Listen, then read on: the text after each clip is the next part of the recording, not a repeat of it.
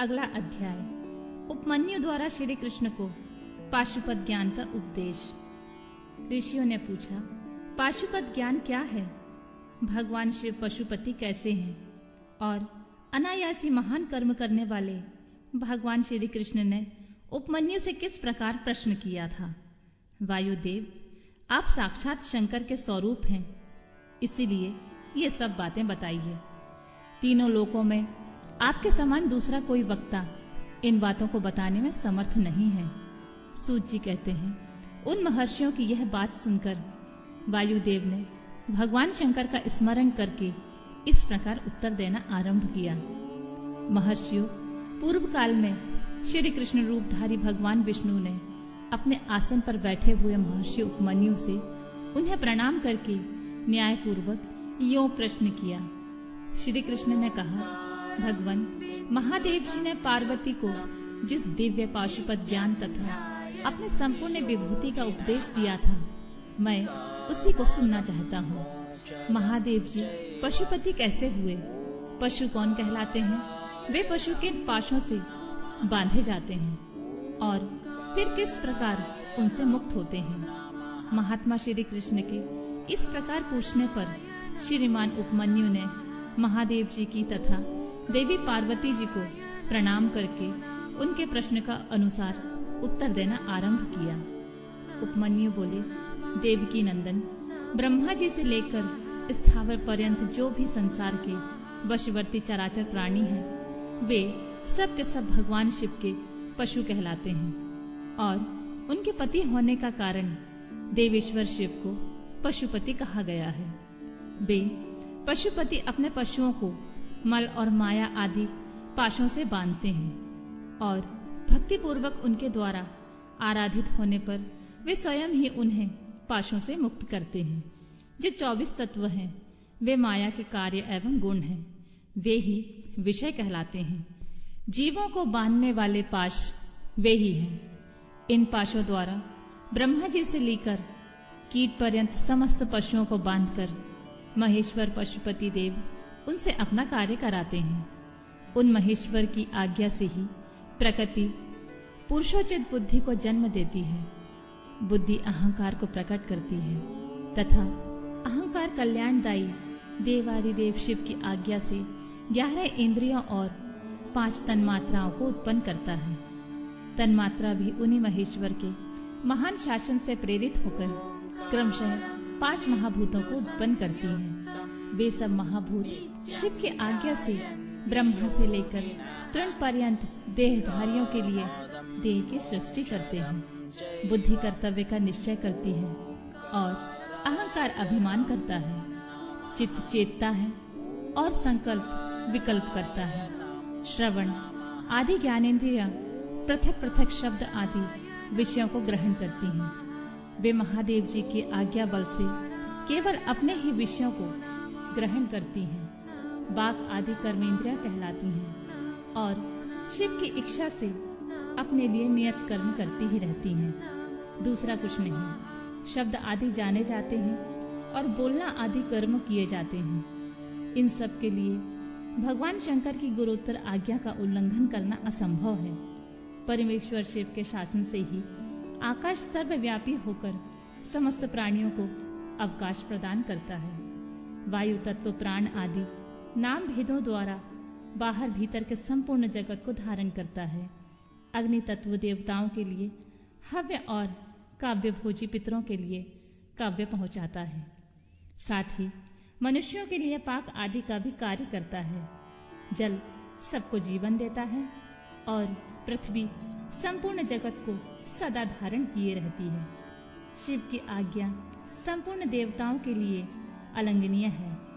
उसी से प्रेरित होकर देवराज इंद्र देवताओं का पालन, दैत्यों का दमन और तीनों लोकों का संरक्षण करते हैं। वरुण देव सदा जल तत्व के पालन और संरक्षण का कार्य संभालते हैं। साथ ही दंडनीय प्राणियों को अपने पाशों द्वारा बांध लेते हैं। धन के स्वामी यक्षराज कुबेर प्राणियों को उनके पुण्य के अनुरूप सदा धन देते हैं और उत्तम बुद्धि वाले पुरुषों को संपत्ति के साथ ज्ञान भी प्रदान करते हैं। ईश्वर असाधु पुरुषों का निग्रह करते हैं तथा शेष शिव की आज्ञा से अपने मस्तक पर पृथ्वी को धारण करते हैं। उन शेष को श्री हरि की तामसी रौद्र मूर्ति कहा गया है, जो जगत का प्रलय करने वाली होती है। ब्रह्मा जी शिव जी की आज्ञा से संपूर्ण जगत की सृष्टि करते हैं और अपनी अन्य मूर्तियों द्वारा पालन और संहार का कार्य भी करते हैं।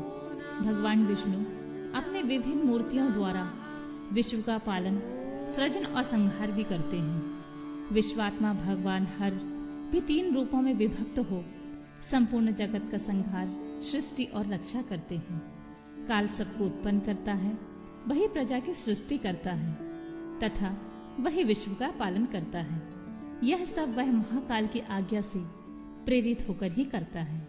भगवान सूर्य उन्हीं की आज्ञा से अपने 3 अंशों द्वारा जगत का पालन करते, अपनी किरणों द्वारा वृष्टि के लिए आदेश देते और स्वयं ही आकाश में मेघ बनकर बरसते हैं। चंद्रभूषण शिव का शासन मानकर ही चंद्रमा औषधियों का पोषण और प्राणियों को आनंदित करते हैं।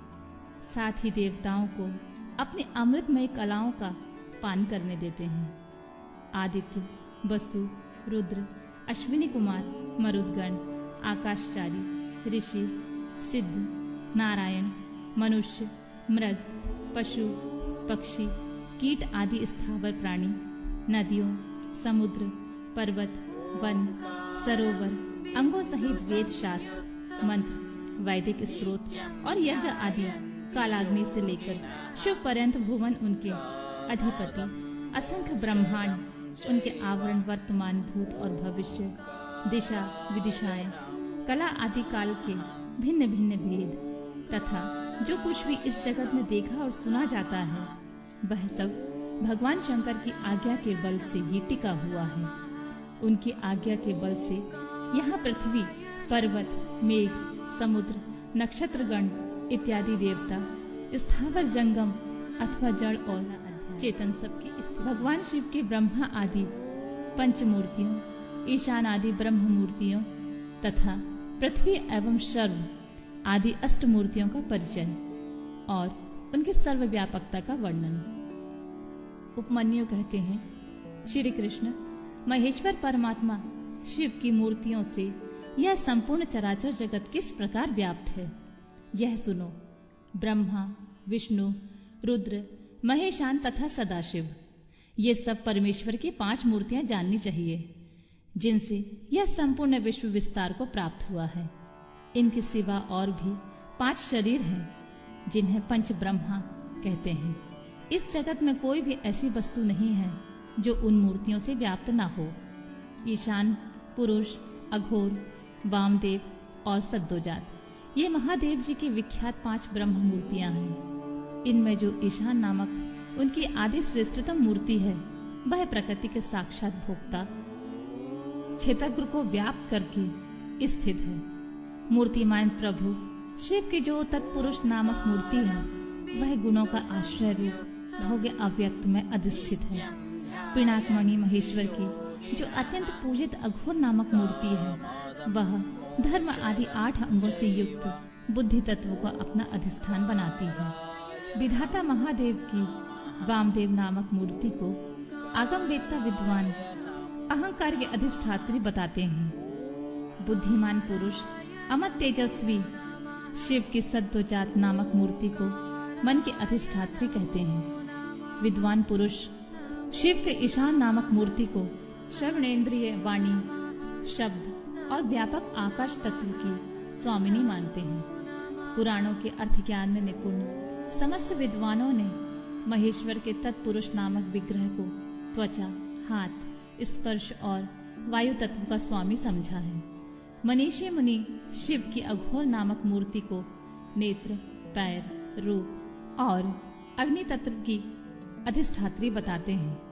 भगवान शिव के चरणों में अनुराग रखने वाले महात्मा पुरुष उनकी वामदेव नामक मूर्ति को रसना, पायु, रस और जल तत्व की स्वामिनी समझते हैं तथा सद्दोजात नामक मूर्ति को वे घ्राणेन्द्रिय, उपस्थ, गंध और पृथ्वी तत्व की अधिष्ठात्री कहते हैं।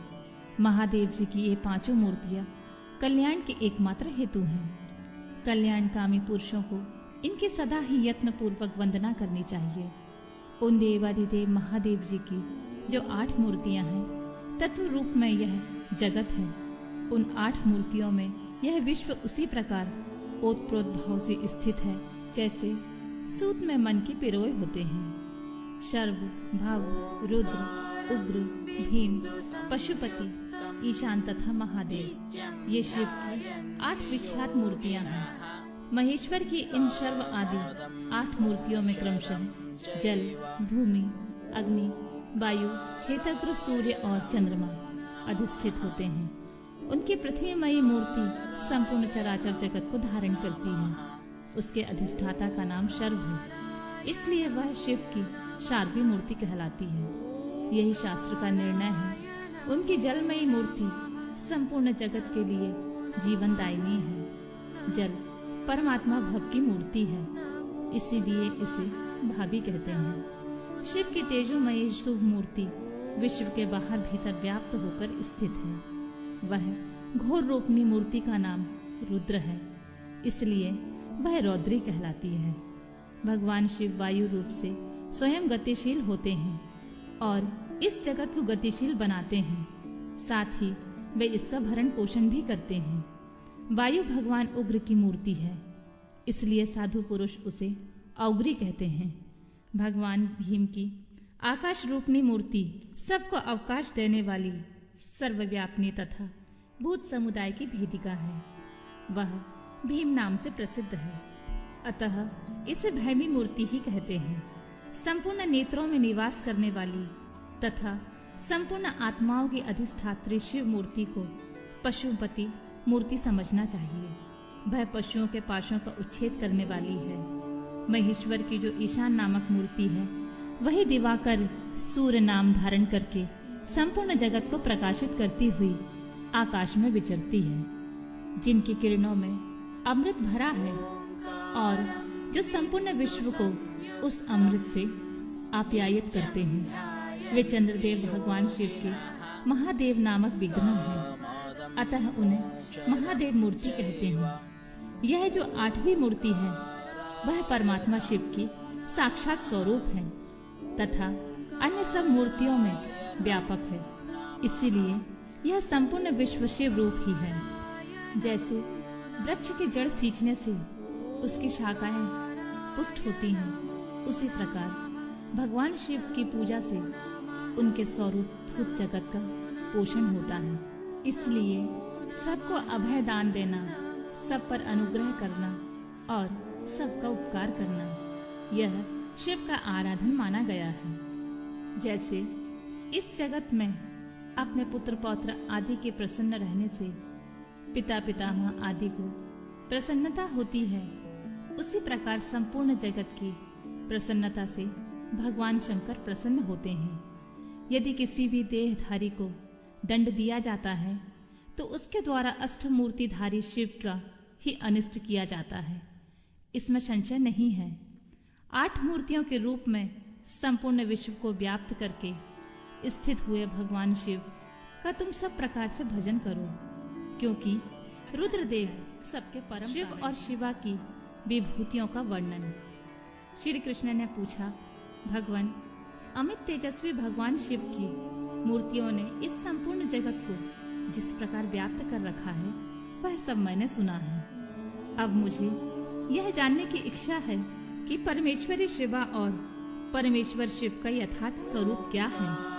उन दोनों ने स्त्री और पुरुष रूप इस जगत को किस प्रकार व्याप्त कर रखा है। उपमन्यु बोले, देवकी नंदन, मैं शिवा और शिव के श्री संपन्न ऐश्वर्य का और उन दोनों की यथार्थ स्वरूप का संक्षेप में वर्णन करूंगा। विस्तार पूर्वक इस विषय का वर्णन तो भगवान शिव भी नहीं कर सकते। साक्षात महादेवी पार्वती शक्ति हैं और महादेव जी शक्तिमान हैं। उन दोनों की विभूति का लेश मात्र ही संपूर्ण चराचर जगत रूप में स्थित है।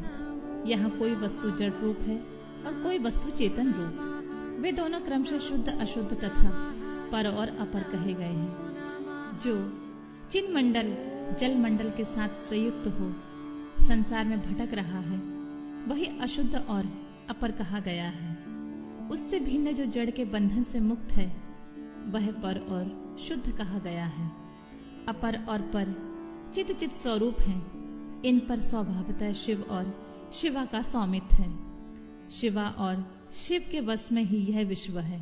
विश्व के वश में शिवा और शिव नहीं है। यह जगत शिव और शिवा के शासन में है, इसलिए वे दोनों उसके ईश्वर या विश्वेश्वर कहे गए हैं। जैसे शिव हैं वैसे शिवा देवी हैं, तथा जैसे शिवा देवी हैं वैसे ही शिव हैं। जिस तरह चंद्रमा और उनके चांदनी में कोई अंतर नहीं है, उसी प्रकार शिव और शिवा में कोई अंतर ना समझें। जैसे चंद्रिका के बिना ये चंद्रमा सुशोभित नहीं होते, उसी प्रकार शिव विद्यमान होने पर भी शक्ति के बिना सुशोभित नहीं होते। जैसे ये सूर्य देव कभी प्रभा के बिना नहीं रहते और प्रभा भी उन सूर्य के बिना नहीं रहती, निरंतर उनके आश्रय ही रहती है। उसी प्रकार शक्ति और शक्तिमान को सदा एक दूसरे की अपेक्षा होती है। ना तो शिवा के बिना शक्ति रह सकती है, ना शक्ति के बिना शिव। जिसके द्वारा शिव सदा देहधारियों को भोग और मोक्ष देने में समर्थ होते हैं, वह आदि अद्वितीय चिन्मयी पराशक्ति शिव के ही आश्रित है। ज्ञानी पुरुष उसी शक्ति को सर्वेश्वर परमात्मा शिव के अनुरूप उन अलौकिक गुणों के कारण उनकी समधर्मिणी कहते हैं। वह एकमात्र चिन्मयी पराशक्ति सृष्टि धर्मिणी है। वही शिव की इच्छा से विभाग पूर्वक नाना प्रकार के विश्व की रचना करती हैं। वह शक्ति मूल प्रकृति, माया और त्रिगुणा, ये तीनों प्रकार की बताई गई हैं। उन शक्ति रूप में शिवा ने ही इस जगत का विस्तार किया है। व्यवहार भेद से शक्तियों के 1 2 100 1000 एवं बहुसंख्यक भेद हो जाते हैं। शिवा की इच्छा से पराशक्ति शिव तत्व के साथ एकता को प्राप्त होती है। तब से कल्प के आदि में उसी प्रकार की सृष्टि का प्रादुर्भाव होता है, जैसे तिल से तेल का। तदनंतर शक्तिमान से शक्ति में क्रियामयी शक्ति प्रकट होती है। उसके विशुद्ध होने पर आदिकाल में पहले नाद की उत्पत्ति हुई, फिर नाद से बिंदु का प्राकट्य हुआ और बिंदु से सदाशिव देव का। उन सदाशिव से महेश्वर प्रकट हुए और महेश्वर से शुद्ध विद्या। यह वाणी की ईश्वरी है। इस प्रकार त्रिशूलधारी महेश्वर से बागेश्वरी नामक शक्ति का प्रादुर्भाव हुआ, जो वर्णों के रूप में विस्तार को प्राप्त होती है और मातृका कहलाती है। तदनंतर अनंत के समावेश से माया ने काल, नियति, कला और विद्या की सृष्टि की। कला से राहु तथा पुरुष हुए, फिर माया से ही त्रिगुणात्मिकता अव्यक्त प्रकृति हुई। उस त्रिगुणात्मक अव्यक्त से 3 गुण पृथक पृथक प्रकट हुए। उनके नाम हैं सत्व, रज और तम। इनमें से यह संपूर्ण जगत व्याप्त है। गुणों के क्षोभ होने पर उसमें गुणेश नामक 3 मूर्तियां प्रकट हुई। साथ ही महत आदि तत्वों को क्रमशः प्रादुर्भाव हुआ। उन्हीं से शिव की आज्ञा के अनुसार असंख्य अंडपिंड प्रकट होते हैं, जो अनंत आदि विश्वेश्वर चक्रवर्तियों से अधिष्ठित हैं। शरीरांत के भेद से शक्ति के बहुत से भेद कहे गए हैं। स्थूल और सूक्ष्म के भेद से उनके अनेक रूप जानने चाहिए। रुद्र की शक्ति रौद्री, विष्णु की वैष्णवी, ब्रह्मा की ब्रह्माणी और इंद्र की इंद्राणी कहलाती है। यहाँ बहुत कहने से क्या लाभ। जिसे विश्व कहा गया है वह उसी प्रकार शक्ति आत्मा से व्याप्त है, जैसे शरीर अंतरात्मा से। अतः संपूर्ण स्थावर जंगम रूप जगत शक्तिमय है। यह पराशक्ति परमात्मा शिव की कला कही गई है। इस तरह यह पराशक्ति ईश्वर की इच्छा के अनुसार चलकर चराचर जगत की सृष्टि करती है। ऐसे विज्ञ पुरुषों का निश्चय है। ज्ञान, क्रिया और इच्छा, अपनी इन तीनों शक्तियों द्वारा शक्तिमान ईश्वर सदा संपूर्ण विश्व को व्याप्त करके स्थित होते हैं। यह इस प्रकार हो या यह इस प्रकार ना हो, इस तरह कार्यों का नियमन करने वाली महेश्वर की इच्छा शक्ति नित्य है। उनकी जो ज्ञान शक्ति है वह बुद्धि रूप होकर कार्य कारण और प्रयोजन का ठीक ठीक निश्चय करती है, तथा शिव की जो क्रिया शक्ति है वह संकल्प रूपनी होकर उनकी इच्छा और निश्चय के अनुसार कार्य रूप संपूर्ण जगत की क्षण भर में कल्पना कर देती है। इस प्रकार उन तीनों शक्तियों से जगत का उत्थान होता है। प्रसव धर्म वाली जो शक्ति है वह पराशक्ति से प्रेरित होकर संपूर्ण जगत की सृष्टि करती है। इस तरह शक्तियों के सहयोग से शिव शक्तिमान कहलाते हैं। शक्ति और शक्तिमान से प्रकट होने के कारण यह जगत शाक्त और शैव कहलाता है। जैसे माता पिता के बिना पुत्र का जन्म नहीं होता, उसी प्रकार भव और भवानी के बिना इस चराचर जगत की उत्पत्ति नहीं होती। स्त्री और पुरुष रूप से प्रकट हुआ जगत स्त्री और पुरुष रूप ही है। यह स्त्री और पुरुष की विभूति है, अतः स्त्री और पुरुष से अधिष्ठित हैं। इनमें शक्तिमान पुरुष रूप शिव तो परमात्मा कहे गए हैं और स्त्री रूप ने शिवा उनकी पराशक्ति। शिव सदा शिव कहे गए हैं और शिवा मनोमणि। शिव को महेश्वर जानना चाहिए और शिवा माया कहलाती है। परमेश्वर शिव पुरुष हैं और परमेश्वरी शिवा प्रकृति। महेश्वर शिव रुद्र हैं और उनकी बल्लभा शिवा देवी रुद्राणी। विश्वेश्वर देव विष्णु हैं और उनकी प्रिया लक्ष्मी। जब सृष्टिकर्ता शिव ब्रह्मा कहलाते हैं तब उनकी प्रिया को ब्रह्माणी कहते हैं। भगवान शिव भास्कर हैं और उनकी भगवती शिवा प्रभा। कमलासन शिव महेंद्र हैं और गिरिराज नंदिनी उमा शची। महादेव जी अग्नि हैं और उनकी अर्धांगिनी उमा स्वाहा। भगवान त्रिलोचन यम हैं और गिरिजा नंदिनी उमा यम प्रिया। भगवान रुद्र वरुण हैं और पार्वती वारुणी। चंद्रशेखर शिव वायु हैं और पार्वती वायु प्रिया। शिव यक्ष हैं और पार्वती रिद्धि। चंद्रावत शेखर शिव चंद्रमा हैं और रुद्र बल्लभा उमा रोहिणी। परमेश्वर शिव ईशान हैं और परमेश्वरी शिवा उनकी पत्नी। नागराज अनंत को बलय रूप में धारण करने वाले भगवान शंकर अनंत हैं और उनकी बल्लभा शिवा अनंता। काल शत्रु शिव कालाग्नि रुद्र हैं और काली कालांतर प्रिया हैं, जिनका दूसरा नाम पुरुष है। ऐसे स्वयंभू मनु के रूप में साक्षात शंभु ही हैं और शिव प्रिया उमा शतरूपा हैं। साक्षात महादेव दक्ष हैं और परमेश्वरी पार्वती प्रसूति। भगवान भव रुचि हैं और भवानी को ही विद्वान पुरुष आकृति कहते हैं। महादेव जी भृगु हैं और पार्वती ख्याति। भगवान रुद्र मरीचि हैं और शिव बल्लभा संभूति। भगवान गंगाधर अंगिरा हैं और साक्षात उमा स्मृति। चंद्रमौली पुलस्य हैं और पार्वती प्रीति। त्रिपुर नाशक शिव पुलह हैं और पार्वती ही उनकी प्रिया हैं। यज्ञ विध्वंसी शिव क्रतु कहे गए हैं और उनकी प्रिया पार्वती सन्नति। भगवान शिव अत्रि हैं, साक्षात उमा अनसुईया। कालहंता शिव कश्यप हैं और महेश्वरी उमा देव माता अदिति। कामनाशन शिव वशिष्ठ हैं और साक्षात देवी पार्वती अरुंधति। भगवान शंकर ही संसार के सारे पुरुष हैं और महेश्वरी शिवा ही संपूर्ण स्त्रियां, अतः सभी स्त्री पुरुष उन्हीं की विभूतियां हैं।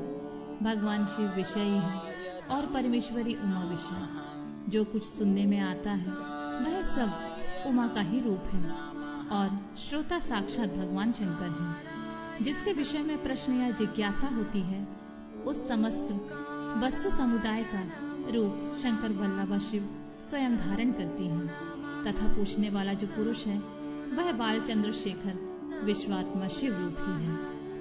भव वल्लभा उमा ही द्रष्टव्य वस्तुओं का रूप धारण करती हैं और दृष्टा पुरुष के रूप में शशिखंड मौली भगवान विश्वनाथ ही सब कुछ देखते हैं। संपूर्ण रस की राशि महादेवी हैं। उस रस का आस्वादन करने वाले मंगलमय महादेव हैं। प्रेम समूह पार्वती हैं और प्रियतम विश्वभोजी शिव हैं। देवी महेश्वरी सदा ममतव्य वस्तुओं का स्वरूप धारण करती हैं और विश्वात्मा महेश्वर महादेव उन वस्तुओं के मनता मनन करने वाले हैं। भव वल्लभा पार्वती बहुत द्रव्य जानने योग्य वस्तुओं का स्वरूप धारण करती हैं और शिशु शशि शेखर भगवान महादेव भी उन वस्तुओं के ज्ञाता हैं। सामर्थ्यशाली भगवान पिनाक की संपूर्ण प्राणियों के प्राण हैं और सबके प्राणों की स्थिति जल रूपनी माता पार्वती है। त्रिपुरांतक पशुपति की प्राण वल्लभा पार्वती देवी जब क्षेत्र का रूप धारण करती हैं, तब काल के भी काल भगवान महाकाल क्षेत्रग्र रूप में स्थित होते हैं। शूलधारी महादेव जी दिन है तो शूल पाणी प्रिया पार्वती रात्रि, कल्याणकारी महादेव जी आकाश हैं तो शंकर प्रिया पार्वती पृथ्वी, भगवान महेश्वर समुद्र हैं तो गिरिराज कन्या शिवा उनकी तपभूमि है। वृषभ ध्वज महादेव वृक्ष हैं तो विश्वेश्वर प्रिया उमा उस पर फैलने वाली लता है। भगवान त्रिपुर नाशक महादेव संपूर्ण पुल्लिंग रूप को धारण स्वयं करते हैं और महादेव मनोरमा देवी शिवा सारा स्त्रीलिंग रूप धारण करती हैं। शिव वल्लभा शिवा समस्त शब्द जाल का रूप धारण करती हैं और बालेंदु शेखर शिवा संपूर्ण अर्थ का जिस पदार्थ की जो शक्ति कही गई है वह शक्ति तो विश्वेश्वरी देवी शिवा है और वह सारा का सारा पदार्थ साक्षात महेश्वर है, जो सबसे परे हैं, जो पवित्र हैं, जो पुण्यमय है, वह मंगल रूप है। उस वस्तु को महाभाग महात्माओं ने उन दोनों शिव पार्वती के तेज से विस्तार को प्राप्त हुई बताया है। जैसे जलते हुए दीपक की शिखा समूचे घर को प्रकाशित करती है, उसी प्रकार शिव पार्वती का तेज व्याप्त होकर संपूर्ण जगत को प्रकाश दे रहा है। ये दोनों शिवा और शिव सर्वरूप हैं, सबका कल्याण करने वाले हैं। अतः सदा ही इन दोनों का पूजन, नमन एवं चिंतन करना चाहिए। श्री कृष्ण, आज मैंने तुम्हारे समक्ष अपनी बुद्धि के अनुसार परमेश्वर शिवा और शिव के यथार्थ स्वरूप का वर्णन किया है, परंतु इतना पूर्वक नहीं, अर्थात इस वर्णन से यह नहीं मान लेना चाहिए कि इन दोनों के यथार्थ रूप का पूर्णतः वर्णन हो गया है, क्योंकि इनके स्वरूप की सीमा नहीं है, जो समस्त महापुरुषों के मन की सीमा से भी परे हैं। परमेश्वर शिव और शिवा के उस यथार्थ स्वरूप का वर्णन कैसे किया जा सकता है, जिन्होंने अपने चित्त को महेश्वर के चरणों में अर्पित कर दिया है तथा जो उनके अनन्य भक्त हैं, उनके मन में वे आते हैं और उन्हीं के बुद्धि में आरूढ़ होते हैं, दूसरों की बुद्धि में बार आरूढ़ नहीं होते। यहाँ मैंने जिस विभूति का वर्णन किया है वह प्राकृत है, इसलिए अपरा मानी गई है। इससे भिन्न जो अप्राकृत एवं परा विभूति है वह गुहा है। उनके गुहा स्वरूप को जानने वाले पुरुष ही उन्हें जानते हैं। परमेश्वर की यह अप्राकृत परा विभूति वह है जहाँ से मन और इंद्रियों सहित वाणी लौट आती है। परमेश्वर की यह विभूति यहाँ परम धाम है, वह यहाँ परम गति है और वही यहाँ पराकाष्ठा है। जो अपने श्वास और इंद्रियों पर विजय पा चुके हैं, वे योगी जन ही उसे पाने का प्रयत्न करते हैं।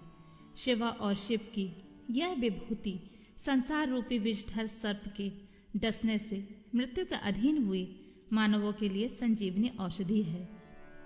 इसे जानने वाला पुरुष किसी से भी भयभीत नहीं होता है। जो इस परा और अपरा विभूति को ठीक ठाक जान लेता है, वह अपरा विभूति को लांघकर परा विभूति का अनुभव करने लगता है। श्री कृष्ण, यह तुमसे परमात्मा शिव और पार्वती की यथार्थ स्वरूप का गोपनीय होने पर भी वर्णन किया गया है, क्योंकि तुम भगवान शिव की भक्ति के योग्य हो। जो शिष्य ना हो, शिव के उपासक ना हो और भक्त भी ना हो, ऐसे लोगों को कभी शिव पार्वती की इस विभूति का उपदेश नहीं देना चाहिए। यह वेद की आज्ञा है। अतः कल्याणमय श्री कृष्ण, तुम दूसरे को इसका उपदेश न देना।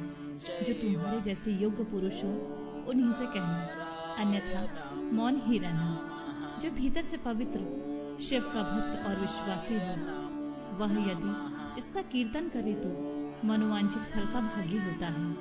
यदि पहले से प्रबल प्रतिबंधक कर्मों द्वारा प्रथम बार फल की प्राप्ति में बाधा पड़ जाए तो बारंबार साधन का अभ्यास करना चाहिए। ऐसा करने वाले पुरुषों के लिए यह कुछ भी दुर्लभ नहीं। परमेश्वर शिव के यथार्थ स्वरूप का विवेचन तथा उनके शरण में जाने से जीव के कल्याण का कथन।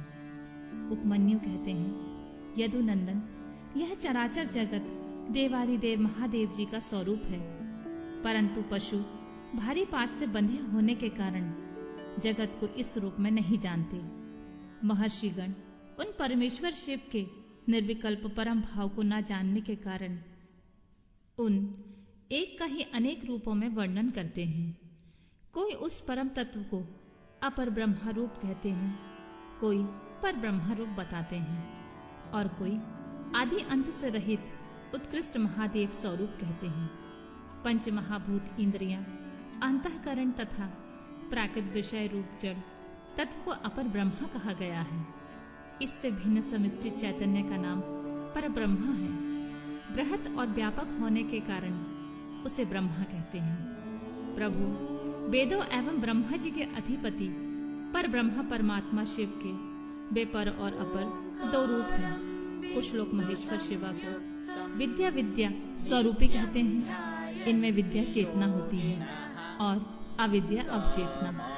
यह विद्या रूप विश्व जगत गुरु भगवान शिव का ही रूप है। इसमें संदेह नहीं है, क्योंकि विश्व उनके वश में है। भ्रांति, विद्या तथा पराविद्या, यह परम तत्व, ये शिव के 3 उत्कृष्ट रूप माने गए हैं। पदार्थों के विषय में जो अनेक प्रकार की असत्य धारणाएं हैं, उसे भ्रांति कहते हैं।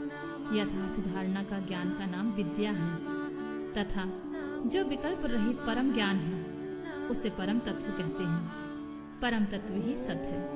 इससे विपरीत असत कहा गया है। सत और असत दोनों का पति होने के कारण शिव सदा संपत्ति कहलाते हैं। अन्य महर्षियों ने क्षर, अक्षर और उन दोनों से परे परम तत्व का प्रतिपादन किया है।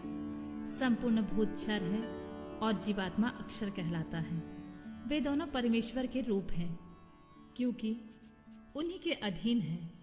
शांत स्वरूप शिव उन दोनों से परे हैं, इसलिए क्षराक्षर पर कहे गए हैं। कुछ महर्षि परम कारण रूप शिव को समिष्टि व्यष्टि रूप में तथा समिष्टि एवं व्यष्टि का कारण कहते हैं। अव्यक्त को समिष्टि कहते हैं और व्यक्त को व्यष्टि। इन दोनों परमेश्वर शिव के रूप में हैं, क्योंकि उन्हीं की इच्छा से प्रवृत्त होते हैं। उन दोनों के कारण रूप में स्थित भगवान शिव परम कारण है। अतः कारणार्थ वेता ज्ञानी पुरुष उन्हें समिष्टि व्यष्टि का कारण बताते हैं। कुछ लोग परमेश्वर को जाति व्यक्ति स्वरूप कहते हैं। जिनका शरीर में भी अनुवर्तन हो, वही जाति कही गई है। शरीर की जाति के आश्रित रहने वाली जो व्यावृत्ति है, जिसके द्वारा जाति भावना का आच्छादन होता और व्यक्तित्व भावना का प्रकाशन होता है, उसका नाम व्यक्ति है। जाति और व्यक्ति दोनों ही भगवान शिव की आज्ञा से परिपालित हैं। अतः उन महादेव जी को जाति व्यक्ति स्वरूप कहा गया है। कोई कोई शिव को प्रधान, पुरुष, व्यक्त और काल रूप कहते हैं। प्रकृति का ही नाम प्रधान है। जीवात्मा को ही क्षेत्रज्ञ कहते हैं। 23 तत्वों को मनीषी पुरुष ने व्यक्त कहा है और जो कार्य प्रपंच के परिणाम का एकमात्र कारण है, उनका नाम काल है।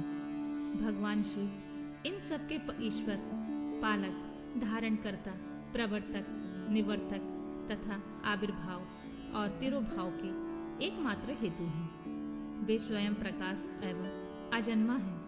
इसलिए उन महेश्वर को प्रधान पुरुष, व्यक्त और काल रूप कहा गया है। कारण, नेता, अधिपति और धाता बताया गया है। कुछ लोग महेश्वर को विराट और हिरण्यगर्भ रूप बताते हैं, जो संपूर्ण लोकों की सृष्टि के हेतु हैं। उनका नाम हिरण्यगर्भ है और विश्व रूप को विराट कहते हैं। ज्ञानी पुरुष भगवान शिव को अंतर्यामी और परम पुरुष कहते हैं। दूसरे लोग उसे प्राग, तेजस और विश्व रूप बताते हैं। कोई उन्हें तुरीय रूप मानते हैं और कोई सौम्य रूप। कितने ही विद्वानों का कथन है कि वे ही माता मानमेय और मिति रूप है। अन्य लोग कर्ता, क्रिया, कर्म, करण और कारण रूप कहते हैं। दूसरे ज्ञानी उन्हें जागृत, स्वप्न और सुषुप्ति रूप बताते हैं। कोई भगवान शिव को तुरीय रूप कहते हैं तो कोई तुरीयातीत, कोई निर्गुण बताते हैं तो कोई सगुण, कोई संसारी कहते हैं तो कोई असंसारी, कोई स्वतंत्र मानते हैं कोई अस्वतंत्र, कोई उन्हें घोर समझते हैं कोई सौम्य, कोई भगवान रागवान कहते हैं तो कोई वीतराग, कोई निष्क्रिय बताते हैं तो कोई सक्रिय, किसी के कथा अनुसार वे निरेंद्रिय हैं तो किसी के मत से शनेंद्रिय हैं। उन्हें कोई ध्रुव कहता है तो कोई अध्रुव, कोई उन्हें साकार बताते हैं तो कोई निराकार, किन्हीं के मत से वे सादृश्य हैं तो किन्हीं के मत से दृश्य, कोई उन्हें वर्णीय मानते हैं तो कोई अनिर्वचनीय, किन्हीं के मत से वे शब्द स्वरूप हैं तो किसी के मत में शब्दातीत, कोई उन्हें चिंतन का विषय मानते हैं तो कोई उन्हें अचिन्त्य समझते हैं। दूसरे लोगों का कहना है कि विज्ञान स्वरूप हैं, कोई उन्हें विज्ञान की संज्ञा देते हैं, किन्हीं के मत में वे ज्ञेय हैं, किन्हीं के मत में अज्ञेय, कोई उन्हें पर बताता है तो कोई अपर। इस तरह उनके विषय में नाना प्रकार की कल्पनाएं होती हैं। इस नाना प्रतीतियों के कारण मुनिजन उन परमेश्वर को यथार्थ स्वरूप का निश्चय नहीं कर पाते। वे सर्वाभाव से उन परमेश्वर की शरण में आ गए हैं। वे ही उन परम कारण शिवा को बिना यत्न के ही जान पाते हैं। जब तक पशु जिनका दूसरा कोई ईश्वर नहीं है, उन सर्वेश्वर, सर्वज्ञ, पुराण पुरुष तथा तीनों लोकों के शासक शिव को नहीं देखता, जब तक वह पाशों से बद्ध हो इस दुखमय संसार चक्र की गाड़ी के पहिए की नेमे के समान घूमता रहता है। जब यह दृष्टा जीवात्मा सबके शासक, ब्रह्मा के भी आदि कारण, संपूर्ण जगत के रचयिता, सुवर्णोपम, दिव्य प्रकाश स्वरूप परम पुरुष का साक्षात्कार कर लेता है, तब पुण्य और पाप दोनों की भले भांति हटाकर निर्मल हुआ वह ज्ञानी महात्मा सर्वोत्तम समता को प्राप्त कर शिव के शुद्ध, बुद्ध, मुक्त, सर्वमय, सर्वव्यापक एवं सर्वातीत स्वरूप का तथा उनकी